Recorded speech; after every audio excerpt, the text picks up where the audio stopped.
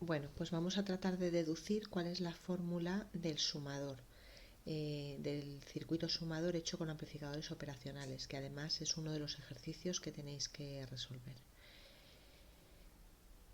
Bien, pues el circuito sumador es este que estamos viendo aquí.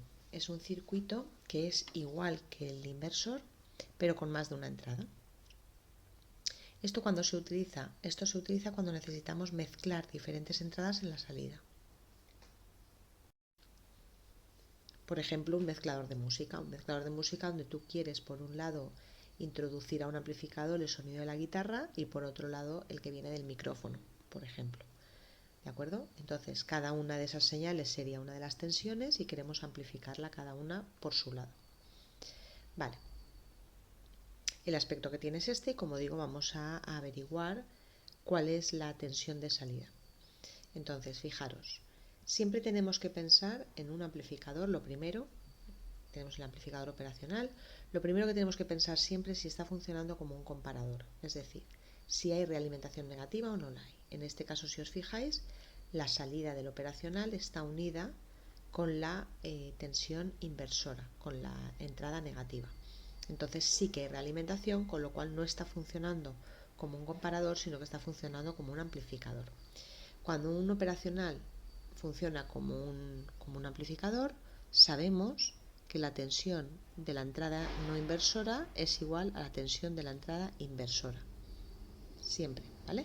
Y además, la intensidad que circula por sus patitas de entrada, debido a lo alto que es la impedancia de entrada, esa intensidad es cero. ¿Vale? Esas son las dos condiciones con las que tenemos que analizar cualquier circuito amplificador hecho con operacionales. Entonces, dado que la tensión positiva y la negativa son iguales, yo sé que la tensión que tengo en este punto de aquí tiene que ser igual a la de este punto de aquí, y la de este punto de aquí es cero. Con lo cual yo ya sé que en este punto de aquí voy a tener 0 voltios. Muy bien. Si yo en esta pata de aquí, en esta, tengo V3 y en esta tengo 0, quiere decir que en esta resistencia ha caído esa tensión completa. Es decir, la V3 ha caído toda en esa resistencia. Porque cuando alcanzo el otro extremo de la resistencia, estoy en 0, me quedaba en 0. Con lo cual la V3 cae toda en esa resistencia de ahí. Quiere decir que la tensión entre este punto y este punto es V3. La misma filosofía ocurre, la misma filosofía aplicamos a las otras dos resistencias.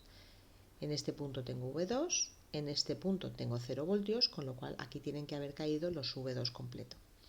Y lo mismo aquí, aquí tengo V1, en este punto de aquí tengo 0 voltios, con lo cual en esa resistencia la V1 tiene que caer completa.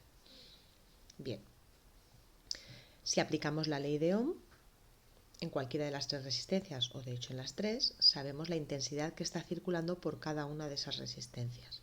Sabremos que por esta resistencia de aquí circula una intensidad que es V1 partido R1. Sabremos que por esta resistencia de aquí está circulando una intensidad que será V2 partido R2. Y sabemos que por esta de aquí está circulando una resistencia que es V3 partido R3. Fijaros que aquí tengo un nudo, esto de aquí es un nudo donde se unen todas esas intensidades, ¿vale? Fijaros que hemos dicho que por aquí, por esa patita de aquí, vienen 0 miliamperios, por ahí no va intensidad, con lo cual esa pata a efectos de nudo es como si no estuviera. Y en el nudo, todas las intensidades que entran son iguales a la que sale.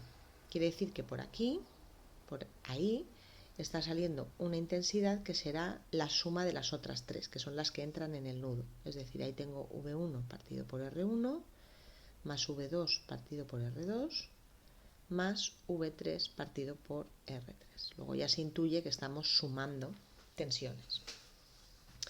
¿Qué ocurre cuando esa intensidad atraviesa esta resistencia? Pues que habrá una caída de tensión en la resistencia R, que por la ley de Ohm sabemos que va a ser la multiplicación de I por R, donde I es todo esto de aquí. Si sustituimos ahí, vamos a ver que tenemos V1 partido R1 más V2 partido R2 más V3 partido por R3, todo ello multiplicado por R. ¿De acuerdo? Muy bien. ¿Qué es lo que yo quiero saber? Yo quiero saber la tensión que tengo en la salida, mi tensión de salida. Fijaros, para calcular una tensión de salida, yo lo que tengo que hacer es recorrer el circuito hacia atrás buscando la primera tensión conocida que me encuentro. Si yo voy recorriendo el circuito hacia atrás, me encuentro con que en este punto tengo 0 voltios. Luego la tensión de salida será 0 voltios menos todas las caídas de tensión que haya hasta llegar al punto en el que estoy. Es decir, 0 voltios menos lo que caiga en esa resistencia. ¿De acuerdo? Y lo que cae en esa resistencia le hemos llamado VR. Con lo cual la tensión de salida, sustituyendo ya, tensión de salida va a ser igual a 0, no lo pongo, menos, y la VR, que hemos quedado que era esa intensidad, V1 partido R1 más V2 partido R2 más V3 partido R3. Y todo ello, que esto es una intensidad, multiplicado por R. Si os fijáis, lo que estoy haciendo es coger la V1 y amplificarla R partido R1. Luego cojo la V2 y la multiplico por R partido R2. Y luego cojo la V3 y la multiplico por R partido R3. Es decir, estoy cogiendo 3 tensiones, la V1, la V2 y la V3. Cada una de ellas las estoy multiplicando por una ganancia diferente, es decir, puedo amplificar V1 de una forma, V2 de otra y V3 de otra, en función de la R1, R2 y R3 que elija. Y luego lo que hago es sumar todos esos resultados y, ojo, muy importante, invertirlos. En música la inversión me da igual, porque a mí que una tensión sea negativa o positiva en efectos de sonido me da absolutamente igual. A mí lo que me importa es la frecuencia. En el sonido lo que nos importa es si la frecuencia es más alta, que entonces son agudos, o más grave, que entonces son graves. Más baja la frecuencia, que entonces son graves. Pues hasta aquí el ejercicio, creo recordar que es el 7, pero bueno, no me hagáis mucho caso, uno de los ejercicios que teníais que resolver.